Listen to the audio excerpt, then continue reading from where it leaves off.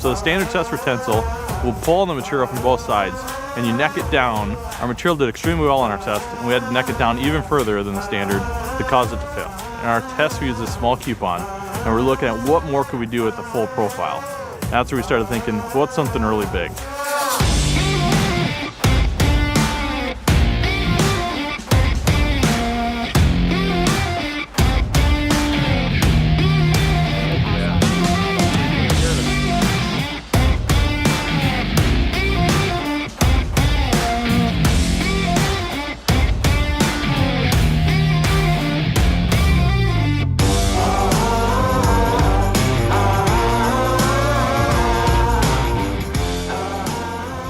That's really cool.